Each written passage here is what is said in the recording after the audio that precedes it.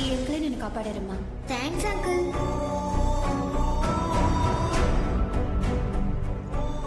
Sister మెల్లగా మెల్లగా.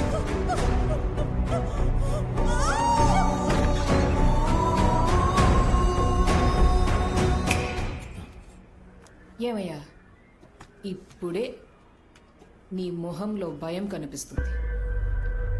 Sir నీ ఎవిడెన్స్తో పట్టుకుంటేనే కాస్తారు. పట్టుకున్నాను. మేడం, నేను హత్య చేయలేదు మేడం. నువ్వు చేసావో లేదో నేను చెప్తాను. చెప్పండి Shravan. Madam, Tilak finger prints match అవ్వలేదు మేడం.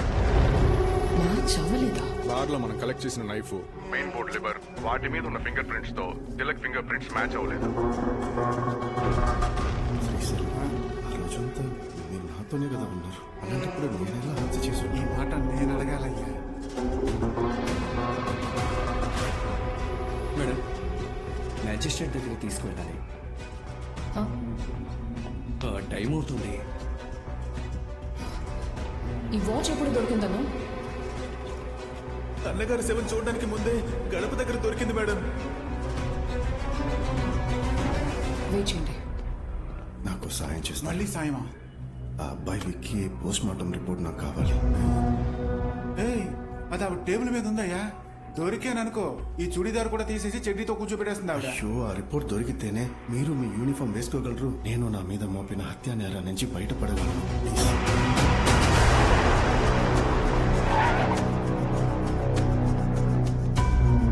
దీన్ని త్వరగా చూడండి, టైం లేదు.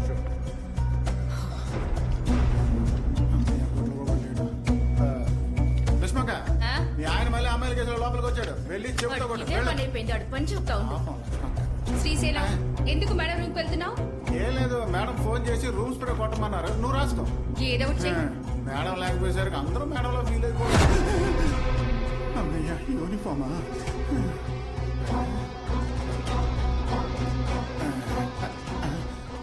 వేలు ముద్దలు పడకుండా తీసుకెళ్ళడం బెటర్. ఏమైంది? లేదా? ఇదిగో ఉంచుకో. థ్యాంక్స్. అవన్నీ తర్వాత ముందు చూడు.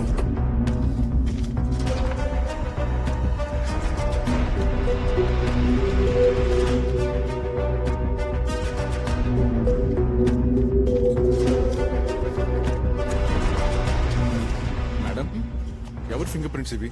ఏ మాణిక్యాన్ని పొడిచిన కత్తి, బార్ మెయిన్ బోర్డ్ లివర్ మీద ఉన్న ఫింగర్ ప్రింట్స్ రెండింటితోనూ మ్యాచ్ అవుతున్నాయి. ఈ డ్రెస్ కి నీ మొహానికి సంబంధమే లేదు కదరా. అవును, నువ్వు కర్తవ్య సినిమాలో విజయశాంతిలా ఉన్నావు మరి. అయ్యో మేడం, అన్నీ రెడీ మేడం. మ్యాజిస్ట్రేట్ దగ్గర తీసుకెళ్దామా? మాణిక్యాన్ని తిలక్ హత్య చేయలేదు. ఇంకెవరు మేడం? చూడండి. మేడం, విక్కీ. తిలకే కేసుని మిస్లీడ్ చేయడానికి వాచ్ తీసేరనుకున్నాను, కానీ విక్కీనే తీసుండాలి. తిలక్ విక్కీని కొట్టారు కదా, ఆ రాత్రంతా విక్కీ స్టేషన్లోనే ఉన్నాడా? అవును మేడం, మరుసటి రోజే వాడిని బయటకు వదలం. నెక్స్ట్ డే రాత్రి మాణిక్యం హత్య జరిగింది. ఆ మరుసటి రోజు నుంచి విక్కీ మిస్సింగ్ అని వాళ్ళమ్మ చెప్పింది. మేడం, ఏయ్, ఈ పోస్ట్ మార్టం రిపోర్ట్ సంబంధించి మీతో మాట్లాడాలి. ఇది నీకెలా దొరికింది? మేడం, ఆ? అందులో ఏముందో చదవండి. ఏ ఎవరిని అడిగి రిపోర్ట్ తీసావు నువ్వు? అంత కుడివి నా టేబుల్ మీద ఉన్న రిపోర్ట్ తీస్తావా? నేను మీలా కాదు మేడం, విచారణని తీసుకొచ్చి హత్య చేయడానికి. నువ్వు చూసావా? నేను హత్య చేయడం నువ్వు చూసావా? అందరూ అలాగే అంటున్నారు మేడం. ఎవరే అన్నది? అయ్యో మేడం, నేను కాదు మేడం. ఎవరే అన్నది? అసలు ఎవరే అన్నది? కోపం వస్తుంది కాదు మేడం. ఇంత పెద్ద అధికారి మీరు హత్య చేయలేదని నిరూపణ అయిన హంతకురాలంటే కోపం వస్తుంది కదా మేడం. నేను ఒక మామూలు పెరోల్ ఖైదీని. చెయ్యని నేరానికి నన్ను హంతకుడు అంటున్నప్పుడు నాకు భయం వేయదా మేడం? ఒట్టేసి చెప్తున్నాను, నేను హత్య చేయలేదు మేడం.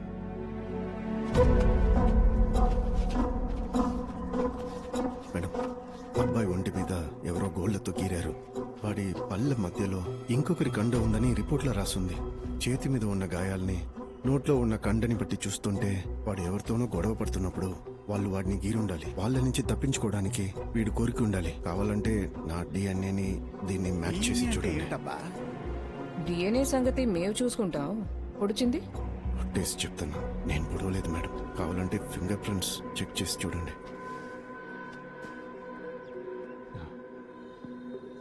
ఓ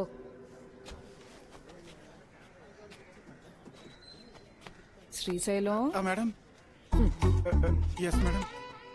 తిలక్ రిపోర్ట్ ని సూపర్ గా ఎక్స్ప్లెయిన్ చేశాడు కదా, బ్రిలియంట్. తను బ్రిలియంట్ కాదు మేడం, నేనే బ్రిలియంట్. ఎలా చెప్తున్నావు? ఆ ఫైల్ ని మీ టేబుల్ మీద నుంచి నేనే తీసిచ్చాను.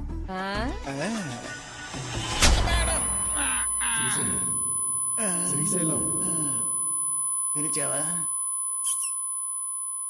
నేనే. ఇటువైపు దొబ్బింది, నేనే అటు వస్తాను. ఏంటి? ఒక హెల్ప్ ఈ స్టేషన్ లో ఉన్నవన్నీ నీకు తీసుకొచ్చి ఇచ్చేసాను, ఇక ఇవ్వడానికి ఏమీ లేదు. ఉంది. ఏంటది? ఆ రిజిస్టర్. మణి అనే వాడితో చివరిగా మాట్లాడాడు. Yes madam. ఆ తర్వాతే వికీ ఫోన్ స్విచ్ ఆఫ్ అయిపోయింది. Sorry for the disturbance madam, కొంచెం పర్సనల్ గా మాట్లాడాలి, బయటికి వెళ్తారా? ఏయ్ మేనర్లెస్ మ్యాన్. మేడం, మామూలుగా విక్కీని స్టేషన్ నుంచి వాళ్ళ అమ్మాయి సంతకం పెట్టి తీసుకెళ్తుంది, కానీ ఈసారి మనీ అని ఎవడో సంతకం పెట్టి తీసుకెళ్లాడు. దీన్ని బట్టి ఆ మనీ ఎవడో కనిపెడితే హంతకుడు ఎవడో మనం కనిపెట్టేయచ్చు. మాకే ఎలా ఇన్వెస్టిగేషన్ చేయాలో నేర్పిస్తావా? నువ్వు షాడో పోలీస్ కి ఎలగబెట్టడం వల్ల ఎన్ని ప్రాబ్లమ్స్ వచ్చాయి. అయితే నువ్వే గమనించుకెళ్ళొచ్చుగా. మూర్తి, మేడం ఈ మనీ ఎక్కడున్నాడో కనిపెట్టండి. మేడం అది కనిపెట్టచ్చు కానీ తిలక్కే కదా మేడం ఆ అబ్బాయిని కొట్టింది, పైగా వాడి స్థలంలోనే పూడ్చాడు. ఇంతకంటే స్ట్రాంగ్ ఎవిడెన్స్ ఏం కావాలి మేడం? నేను చెప్పింది చేస్తారా? మేడం చెప్పి నేను చేయట్లేదు, వెళ్ళవా? వెళ్ళండి సార్. ఫస్ట్ అలాగే ఉంటుంది, పోను పోను అలవాటైపోతుంది. శ్రీశైలం, మేడం తిలక్ ని వెళ్ళమనండి. అలాగే మేడం. చిన్న అప్లికేషన్ మేడం. ఏంటయ్యా? స్టేషన్ లో అందరూ ఈ డ్రెస్ చూసి ఏటయ్యా బ్రోతల కేసు అని అడుగుతున్నారు. ప్లీజ్ నా యూనిఫామ్ ఇప్పించండి మేడం. సరే. ఎందుకు నా స్టేషన్ నుంచి తీసుకెళ్ళా? చివరిగా వాడు నీకు ఎందుకు కాల్ చేశాడు? చెప్పరా? విక్కీని నువ్వే కదా చంపావు? చెప్పు, నిజం చెప్పరా?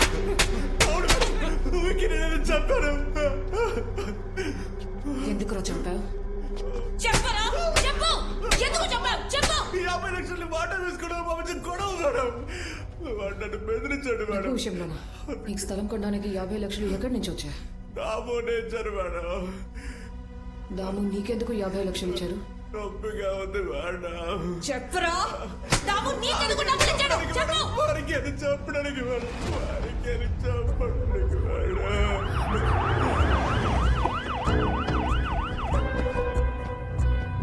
సార్ ఇక్కడ సార్. సార్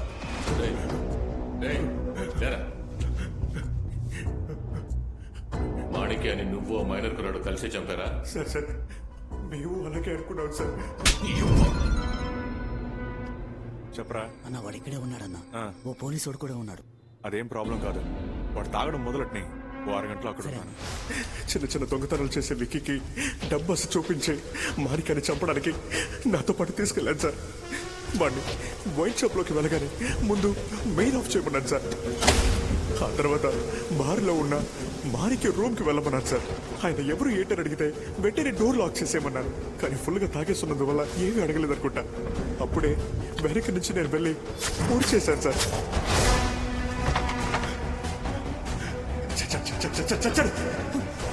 చంపేశాక వాడి ముందు గేట్ నుంచి వెళ్ళిపోమని చెప్పి నేను వెనక నుంచి ఎస్కేప్ అయిపోయాను సార్. ఏ రోజైనా మాణిక్య కేసులో దొరికిపోతారని తెలుసు, అందుకే వికీని కలుపుకున్నాను. వాడికి 5 లక్షలు ఇచ్చి నీకు 17 ఏళ్లే, ఓ 6 నెలలు బయటకు వచ్చి చెప్పాను. బార్లో దొరికిన ఏ ఎవిడెన్స్ లోనూ నీ ఆనవాళ్లు లేవే. అదే మేడం, ఒకవేళ విక్కీ రివర్స్ అయినా నేను దొరికిపోకూడదని కత్తి నుంచి కరెంటు బోర్డు లీవర్ వరకు వాడి ఫింగర్ ప్రింట్స్ ఉండేలా ప్లాన్ చేశాను. ఆ ప్లాన్ ప్రకారం మాణిక్య వారిని చనిపోగానే విక్కీని సరెండర్ అవ్వమన్నాను. ఆ నమ్మకంతోనే దామోని దగ్గర డబ్బు తీసుకుని వాడు సరెండర్ అయిన న్యూస్ కోసం ఎదురు చూస్తూ ఉన్నాను. అప్పుడే దామోన్న చనిపోయాడన్న న్యూస్ వచ్చింది. నాకేం అర్థం కాల. ఆ రోజు సాయంత్రం నిన్ను కోర్టుకెళ్ళి సరెండర్ అవ్వమంటే ఏం చేస్తున్నారా? డబ్బు సరిపోలేదు. సరిపోలేదా? నిన్నే కదా 5 లక్షలు ఇచ్చాను. నాకు 25 లక్షలు కావాలి. రారా అన్నా చేతినా కొట్టానంటే ఎంత ధైర్యం నీకు? డబ్బులు అడుగుతావా? నిన్ను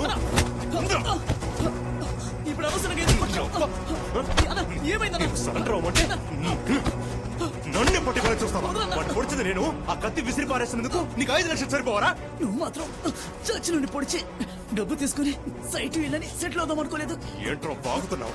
నేనేమి వాగట్లేదు, నిజమే చెప్తున్నాను. నువ్వు పొడవడానికి రాకముందే మాణిక్యం చెవుల నుంచి నోట్లో నుంచి రక్తం కారుతూ పడున్నాడు. నేను మెయిన్ బోర్డు ఆఫ్ చేసేటప్పుడే ఆ హంతకుడు లోపల నుంచి బయటకు వచ్చాడు. నేను మాణిక్యం అనుకుని భయపడి దాక్కున్నాను. ఇద్దరికి 50-50 అంటే ఓకే, లేదంటే ఇప్పుడే వెళ్ళి పోలీసులకి చెప్పేస్తాను.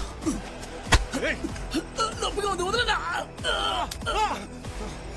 వాడు పోలీసుల దగ్గరికి వెళ్తే నాకే సమస్యని వాడు అక్కడే పొడి చేసి నేను కూడా సెట్ కదా అని అక్కడే పూర్తి చేశారు. మాణిక్యాన్ని చంపిందెవరో నువ్వు చూడలేదు. విక్కీ నాతో చెప్పాడు మేడం. వాడిని నువ్వు చంపేశావు. ఎవిడెన్స్ మొత్తం వాడే అంటోంది. అయితే మాణిక్యాన్ని ఎవరు చంపారు? చంపడానికి డబ్బు తీసుకున్నాడని నువ్వు ఒకరిని పట్టుకున్నావు, కానీ వాడు ఇంకొకటి మీద ఎవిడెన్స్ సెట్ చేశాడు. హత్యలేమో ఖైదీల పాటలో జరుగుతున్నాయి అంటున్నావు. ఈ కన్ఫ్యూషన్ నాకు ఉంది సార్. అడవివరం జైలుకి వెళితే క్లారిటీ వస్తుంది. నువ్వు జైలుకి వెళ్ళి ఏం చించక్కర్లేదు, కానీ ఇప్పుడు చనిపోయాడు. వాడి పేరేంటి? విఘ్నేష్ సార్. ఆ మర్డర్ కేసులో వీడి మీద ఎఫ్ఐఆర్ ఫైల్ చేయి. ఇప్పటి నుంచి దాము మాణిక్యం కేసులో నువ్వు తలదూర్చు. ఆ కేసును నేనే ఎంక్వైరీ చేస్తాను.